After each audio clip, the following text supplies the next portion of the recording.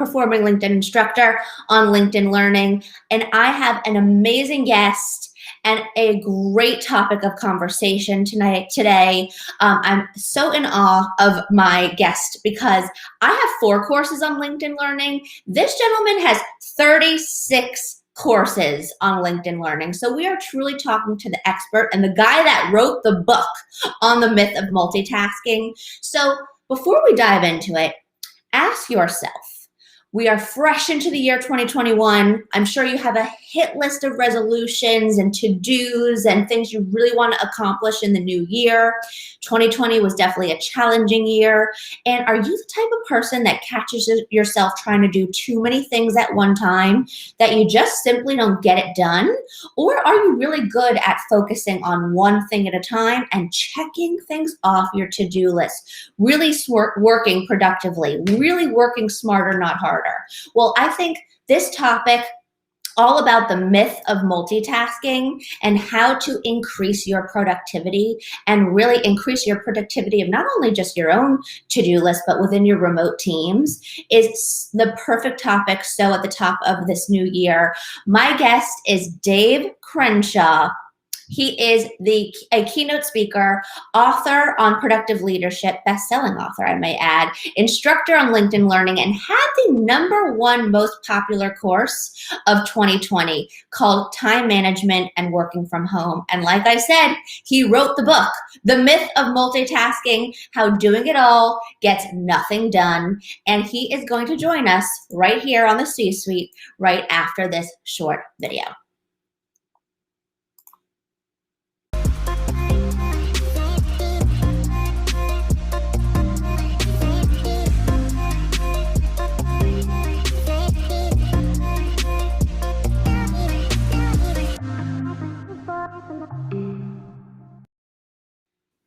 Hey, Dave, how are you? Hey, Chelsea.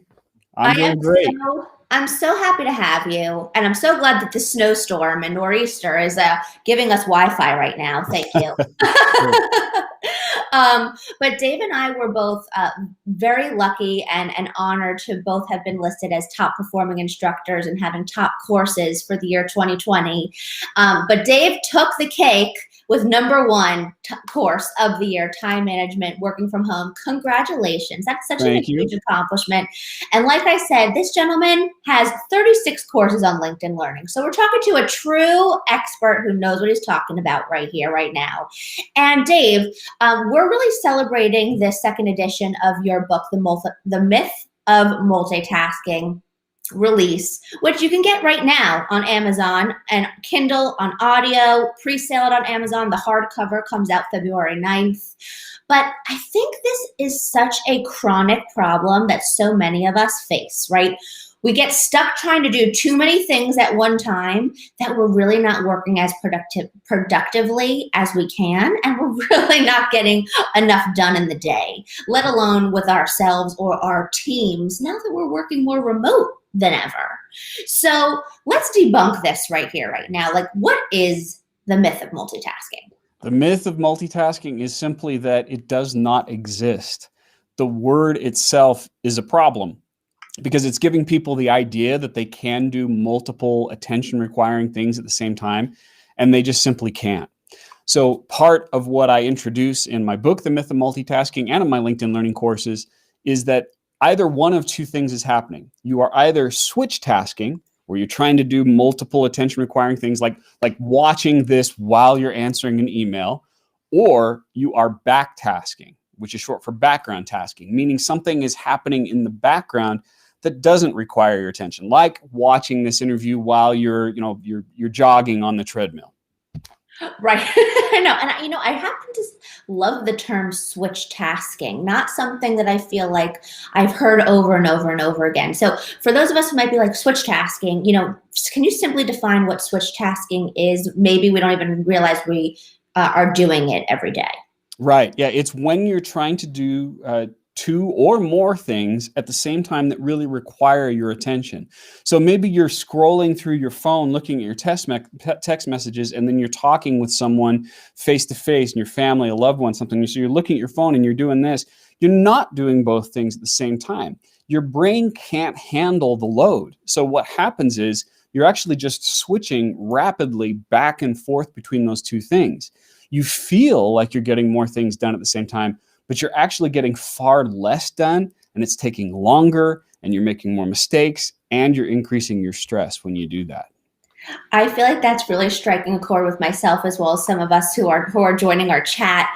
Switch tasking, yes, guilty of that. I'm guilty of that at times too. You know what? I feel like so many of us have way too many tabs open at the same time, and even just popping from email to PowerPoint or email to client work to do. That's a form of switch tasking that we might think, oh, let me just answer this quickly, but it's pulling our time and focus away from the task at hand. And that's something simply that I'm so conscious of. If I'm like deep in really trying to get X done, having that be the only thing I'm looking at on my screen, to the point where I actually took the TV out of my office. Another thing to stop distracting me from the day, especially as the news got crazier and crazier in 2020.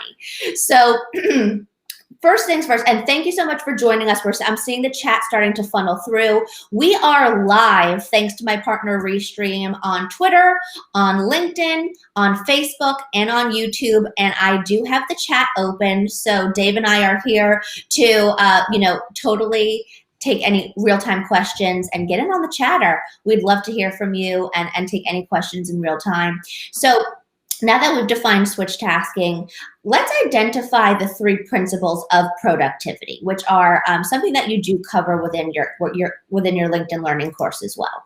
Yeah, the most popular of all time course, last year, 2020, of course, time management working from home was popular, but the most popular course is Time Management Fundamentals, and that's been on LinkedIn since 2011. And one of the things I teach in that is that the 3 principles of productivity are space, mind, and time, meaning we have to reduce the switches. If switch tasking is the enemy, then we've got to reduce the switches in all 3 areas. First, we need to make sure that your workspace is set up so that it helps you focus. Next, we need to make sure that your mind is clear and you're not interrupting yourself with ideas all the time. And then time, you need to make sure that your schedule is built to help you succeed and not just focus, but focus on your most valuable activities. So whether I'm consulting someone one-on-one, I'm consulting an executive for a Fortune 500 company, or they're going through time management fundamentals, that's what I'm teaching them how to do, how to reduce switches in terms of space, mind, and time. Space, mind, and time. I love that. Really simple, but yet really helps solidify, like, okay, what should I be prioritizing? I talk about something called my VIP list, and that's how I kind of prioritize my to-do list. V for VIP, very important. I for VIP, important. P for prioritize last. And I kind of look at my daily to-dos and, categorize them in my VIP so that by the end of the day, the very important task is what I know I've accomplished. I say that very important task should be the thing that haunts you in your dreams or keeps you up at night. That thing that you can't stop thinking about. You might as well accomplish that and prioritize it in your day. So I do love that. So we're talking about switch tasking, and you also talk about how switch tasking affects relationships, which I'm really interested in hearing your perspective and what you mean about that. Yeah, it's a fun little exercise that I do sometimes if I'm speaking in front of a large audience, and I have everyone pair up. And you can do this the next meeting, next time you're hanging out with friends or family, just practice this little thing. You have 2 people talk to each other, and you say, one person talks to the other for 30 seconds about something they're passionate about, something they love, favorite sports team, hobby, family member, whatever it is. And that person just listens attentively. Then you switch roles and do the same thing. But this time, the person who's listening, you have them switch task. So they take out their phone and they're going, they're listening, but then they're giving partial attention. And when that happens, I ask people at the end, how did that make you feel to be talking while someone was switch tasking on you? And the most consistent word I hear is unimportant. When you switch task on a human being, you're communicating to them that they're less important than whatever it is you're doing in that moment. And so the beautiful thing is the reverse is true. If you start being someone who focuses on other people when they're talking, you build the relationship, and you communicate to people that they are important. You know what? It's like something that we all might not even be conscious that we're doing. You know, you and I are having a conversation. Next thing I know, my phone beeps and I'm just checking my text message. And not only is that rude, it's distracting, right? Like, it can help, totally shift gears or change focus or be totally distracting from being the most productive self. It's like if you and I are taking the time to have a conversation, let's be present in this conversation so we can get the most out of it versus Right. over here, or this is buzzing or that is buzzing. And I feel like, so many people I've heard over the years, and I've had the privilege of working with a lot of different companies over the past 15 years, startups, small, medium, large. And one of the most common patterns I hear is how unproductive meetings are. Because everybody gets into the room, there's an agenda that doesn't get tackled. And I think that has a lot to do with switch tasking in the middle of a meeting, or half the people not being necessarily present because they're on their phone or checking email or responding to that client instead of being really engaged in accomplishing the agenda of the meeting. So, and I would imagine, being that we're all working more remote from home, that switch tasking while we're on that Zoom call or having that team update is so essential, so that we're all then ending that call and going to complete the task that's needed at hand. Right. Well, and a great way to think about it, especially now that you're working at home, you're in so many Zoom meetings, is think about having a conversation with someone where the phone is like this, right in front of your face the whole time, right? And essentially that's what we have. We have this conversation and there's a little video screen, but you've got all this digital real estate all around you. Yep. While you're trying to focus on someone. So it's absolutely essential to shut down, minimize, turn away every single thing that could possibly visually distract you, and set up that space to allow yourself to focus. Now that's on the personal side. I do think that leaders themselves have a responsibility to make sure that those meetings are nice and tight, and that we're not trying to stretch something out to an hour, but that we're keeping it, maybe like 30 minutes or even better, like 25 minutes. And then we have someone moving it along and keeping that agenda rolling. Part of the reason why people tune out in meetings is because they recognize that this is not being productive. It's not going anywhere. Therefore, why should I give it my full attention? But when it's condensed and you've got someone moving that agenda quickly, that retains attention. I love that. And it's so true. And that can even be taken into context of like content creation, right? People are always thinking about, what am I creating and sharing online to connect and engage with my audience? And it's, what is the most quick, tangible, punchy takeaways that you're trying to deliver, so that you don't have that, you don't have that problem of the short attention span where someone's not thinking this is resonating with them and they're bouncing off, whether it's video, whether it's live stream, whether it's a blog post. It's really all right, if I'm going to get this person's attention, whether it's my staff, whether it's my client, whether it's my community online, how can I really hook them and make this most worthwhile of their time by having the quick, punchy delivery, and we can kind of access the fluff. Sometimes there's a lot of fluff out there, and that's where I think we start to lose people's attention. I do have a question for us, Dave, and I love this question. It's how to rewire your brain if we've been doing this, I'm assuming negative patterns of multitasking, for years and years. That's a great question, and kind of like, nobody just changes like a light bulb, right? No one's a light switch. So how can we rewire our mindset or our patterns for more productive behavior here? Yeah, I love that question, in particular because of my background. One thing that makes me a little different than the average time management expert is I was diagnosed as off the charts ADHD. In fact, the term that the psychologist used after giving me two tests said, you're freaking off the charts ADHD. So genetically speaking, I am wired to behave this way. But that really, at most we're talking about 8-ish% of the population. So why is it that the other 92% are behaving this way? And it's because of its conditioned learning. I call it SAS, short attention span syndrome. It's a learned behavior. So because it's learned, we can unlearn it. And one of the simplest places to start is just reducing the number of passive switches that are taking place in your day. Passive meaning it's being done to you. So for example, on your phone, you do not need to be notified every single time an email message comes in. You don't even need a little pop-up in the corner of your desktop that says, here's another email. And you don't need vibration to let you know that. You just turn it all off. And then instead have a scheduled time when you check those things.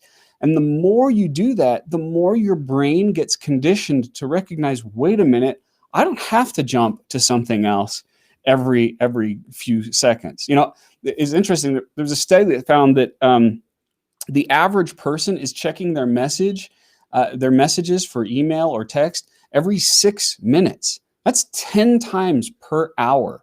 So, you know, what I like to say is, look, let's just go to once per hour. Every hour, at the top of the hour, you check it. And if we do that, we'll reduce the number of switches that are taking place just from the email messages by 90%. Which is giving us so much more time back in the day, right? Yeah. I'm all about block scheduling, and I actually block schedule the times in which that I, view and respond back to emails, because I think that the email is like the wormhole or the black hole that we kind of just get sucked into, and all of a sudden we feel like all we did was answer emails in a day. And emails are a form of communication, not necessarily accomplishing work, right? So I love that tip of just, really time blocking or taking, 1 hour, one moment within the top of the hour, or maybe I like to use a morning block and an evening block so that in between I'm actually doing client work. I'm actually accomplishing to-dos. I'm checking things off my to-do list. I am engaging in my network or community so that I'm not getting stuck in the email black hole. And I think, aside from all of the external notifications that are switch tasking us or distracting us or, bringing our attention over to here, your environment is definitely going to help shape your productivity. It's going to be either a distractor or a way to enhance productivity. And Dave, we're all forced to be working from home more than ever. So I would imagine your kids are outside, your kids are outside your office door, your dog's barking, your wife's cooking dinner, whatever it might be. There's so much going on in the home. And now we're trying to work productively from home. So how can we really, how can we optimize our environment from home where we're enhancing productivity and kind of avoiding the distraction of starting to multitask? Yeah. So the fun thing about this is right now, this is not a background. This is my actual office that you see here. And I would consider this the ultimate, right? Like we just renovated this at the the end of 2019. So the timing was perfect. But I like to use this as an illustration because I've been working from home for pretty much 20 years. I didn't start with this. I got to this through evolution. Now, when I first started, my bed was 5 feet from my desk. So I understand what it's like. But how I got to this place was small improvements. So here's an interesting thing. A 2% increase in your productivity equals an entire work week every single month. And you can regain so much time just by looking for little things. For instance, in your work environment, you say, you know what, if I just changed the mouse that I used, I could probably regain 2%. If I improved the monitor that I had, I could probably regain 2%. If I could, even just create a boundary, if I had to put tape on the floor and said, when I cross this line, I'm working, and when I leave the line, I'm not working, all of these things really start to add up. And if you want, I can give you a few ways to find those. Would you like me to give you some more? Absolutely. I love this. I think this is so great. Yeah. So a great way to look for small improvements in your office is to think in terms of the 5 senses, right? So sight, you mentioned TV before, right? You don't want to have anything that's flashing or distracting. You don't want to have something in your view that's going to, pull your attention away every once in a while. So look for that in terms of sight. You can look in terms of sound. What are you hearing, right? I've seen a lot of people that I've consulted increase their productivity simply by putting a fan in their office to create that white noise to kind of blank out the external. Touch. How are things set up? Is my office ergonomically ideal so that I'm not hunching over? And then here are the fun ones. Smell, but it can happen. Like sometimes you're in a work environment where like this, what's that smell? And every time that happens, you're having a switch in attention. So you want to make sure that, you know, you've got a nice neutral scent. And then finally, taste. Have healthy snacks that give you more energy close at hand. Not so you have to get up and leave the office, but it's like when you start to feel your energy flag, you have something meaningful and quick that you can grab and use. So if you look in terms of the five senses, you're going to find these little 2% improvements all over the place. I love that. And it's so, it's kind of like getting back to basics and really like figuring out what works for your personal five senses. And as you're going through them, I'm sitting in my home office as well right now. And I could tell you, here's my fig candle. I have my Himalayan salt light. I have an incense machine. I have an Alexa in my office where I put on either just instrumental music or I like to listen to nature sounds. And like what the stimulation of these scents, this aroma, these sounds, I even have 4 different forms of lighting as the day gets, as we move on throughout the day. I usually always have some form of nuts or dried fruit on my desk. And this does help power me throughout the day. And it kind of is like this unconscious wiring in a way of like, my Himalayan salt light goes on, that means like I am in business, like as if the studio light is on. And what are these little patterns that could work for you, even for your family dynamic, right? Like letting you know if my salt lamp is on, then kids, that means that mom is busy, right? That means daddy is busy. So it's like what works for you is something that you can really customize for your five senses. So I love that. Thank you so much for sharing that with us. Welcome. Yeah, and I think one of the things that I actually hear the most is when talking about productivity is, well, I have, a slew of to-do lists, and I don't really know like the steps to create this order to get the task completed efficiently, right? I think a lot of people's to-do lists are so overwhelming that we just kind of like back away and don't do. So what's your method to your madness of creating those steps? Yeah, and I teach this in time management fundamentals on LinkedIn Learning.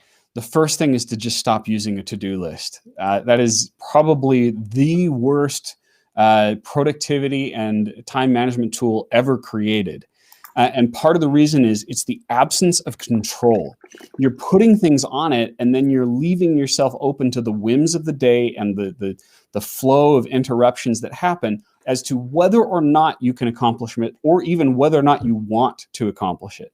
So what I advocate is instead going to the calendar and take that to-do list and instead take one item on it and don't do it. Don't do it. Just take that first item and then say, when is the latest this can be done?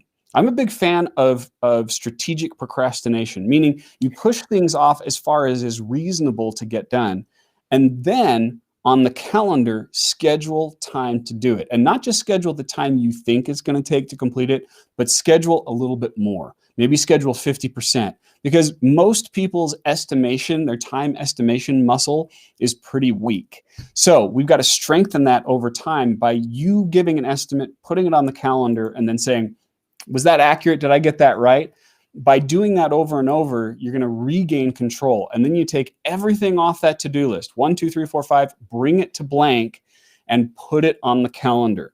And don't try to do it all in the next 2 weeks. That's not realistic. Give yourself 2 months. Give yourself 2 years to do it, whatever's reasonable, but schedule time on the calendar and commit to that time.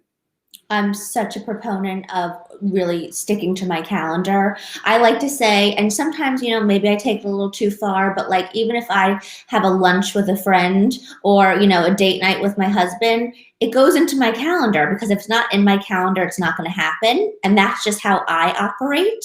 But it really does hold me accountable to accomplishing tasks by this time. And I'm with you, Dave. Like, always give yourself that 30-minute, hour, day, week, month, really depending on what the project or goal at hand is of buffer time, because there's always unexpected something that you might need to work more on. And then you get yourself so stressed and in a tizzy if you just don't have time to complete it. So you might as well give yourself that buffer, especially if you can plan ahead in your calendar. So I love that. And I use Google Calendar. Try to use a calendar that's going to sync to your phone and your email so that you can, it's kind of this, it shouldn't be a calendar that's easy to have access to. Would you say, what kind of calendar do you use? Do you have a favorite tool? Yeah, I've used a lot. I've used Outlook. Right now I use Google Calendar. And to me, some people are like, well, Dave, what app should I use to be productive? And to me, the answer is it's the app that you already have that you're not using, which is your calendar. Mm-hmm. Any of them can work as long as you get in the habit of, like you mentioned, Chelsea, living your life on it. Mm-hmm. But also, and I'm glad you brought it up because I do talk about buffer time a lot, leaving room between things. We live in an age where interruptions are going to occur. It's very easy for us to reach out to each other. So if you have your day packed, every single minute spoken for, back to back to back, you're setting yourself up for switch tasking constantly in your day, and you're actually going to get less done. So when I consult someone and I'm looking at their schedule, I want to see chunks of time scheduled everywhere, but I also want to see breathing space between it. And that goes back to your question. Part of the reason why I like Google Calendar is it has a feature built in called Speedy Meetings, and you can check on that, and then it will automatically default to 50-minute meetings for every hour and 25-minute meetings for every 30-minute schedule. And that builds some natural breathing room and buffer in your day. I love that. Yeah, just to kind of give you that rebound moment in between the next to do. Dave, tell me if so one of the methods to my productivity per day is to always have a me moment, meaning a moment where I reboot myself, right? Because if we're just burning oil, then I do believe that we burn ourselves down so much that we just can't work as productively or efficiently or as fast as possible, where we're just so tired, we're not thinking sharp, as sharp as we possibly could.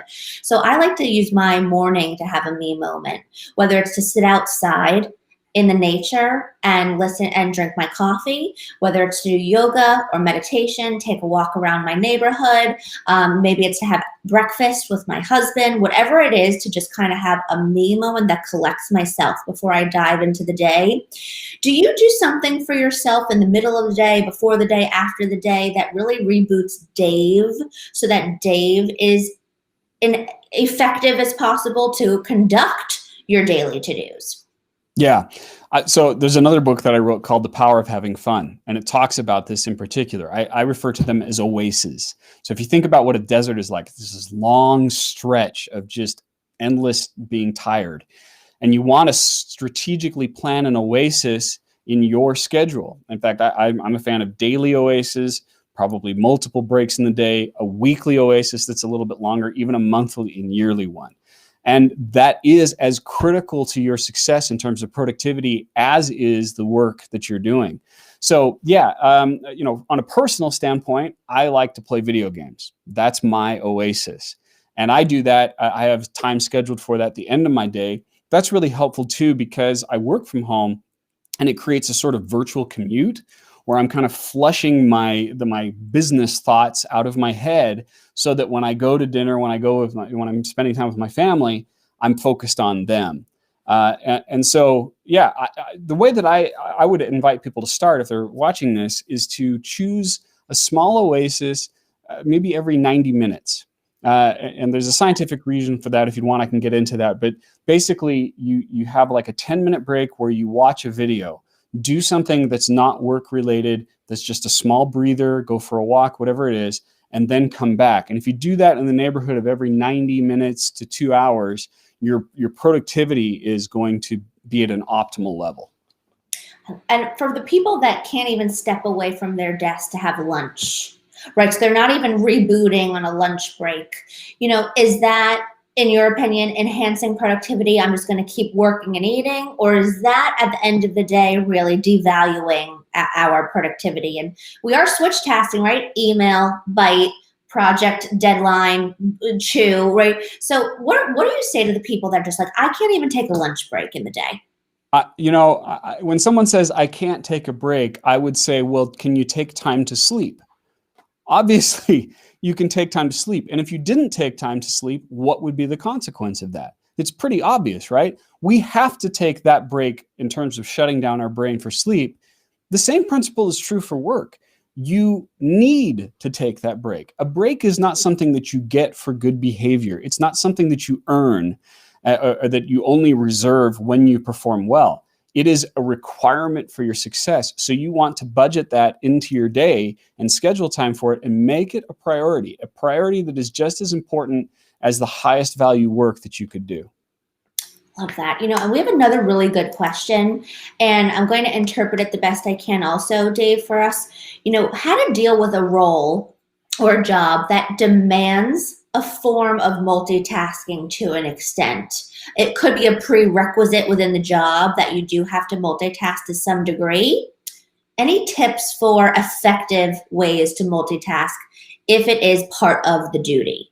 Yeah, part of this goes back to the problem with that word multitasking. It is so confusing and misleading, and it's inaccurate because that's not what's happening. You are either switch tasking or back tasking. So whenever I see a job requirement that says, first of all, if you're someone who's listing that in your job requirement, please stop. Please be more clear about what you're saying. Are you asking that someone can delegate things or that they can manage lots of different priorities? That's fine.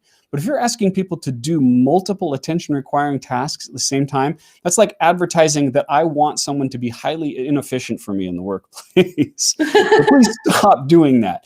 Now, if you're in a work environment that has that already, what I would encourage you to do is have a conversation about it and say, can we define what we mean by this word? Does that mean that you want me to try and do more than one thing at the same time? Or are you saying you want me to manage multiple projects?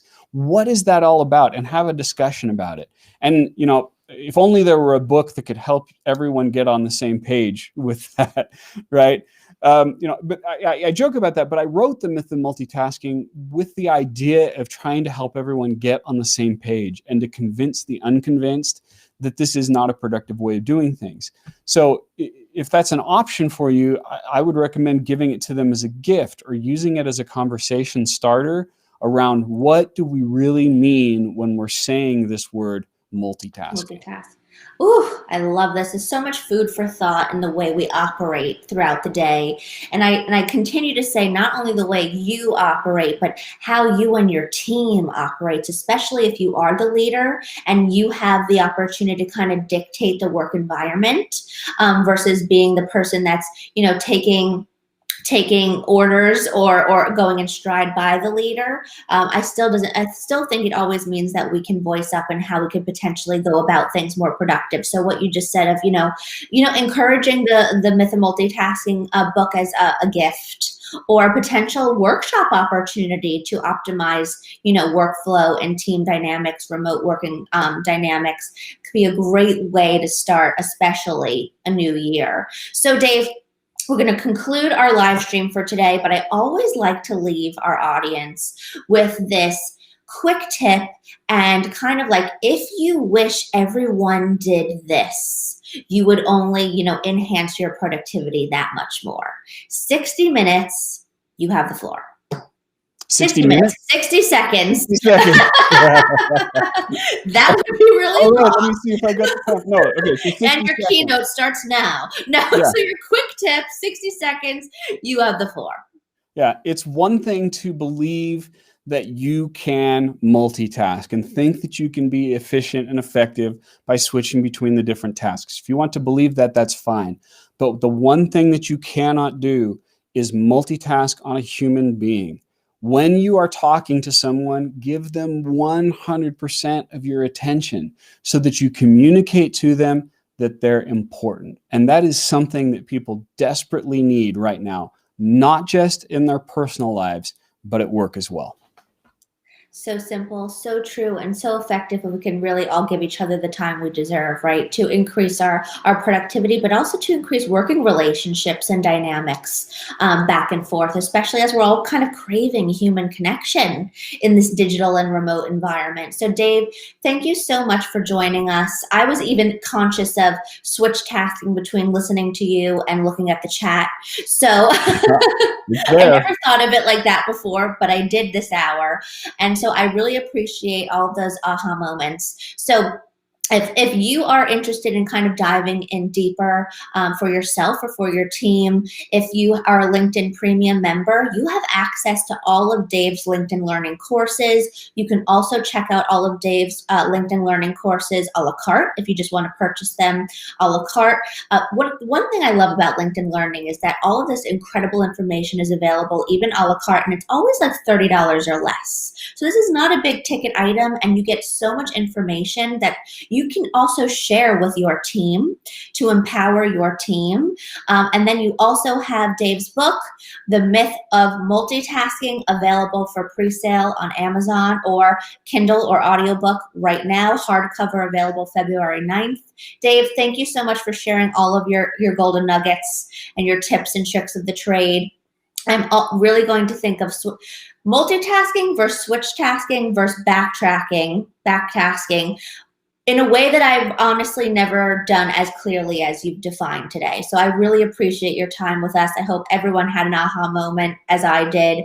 And thank you so much for joining us here on the C-Suite. Thank you, Chelsea. Lots of fun. Have a great one, everybody. See you next week here on the C-Suite. Bye-bye.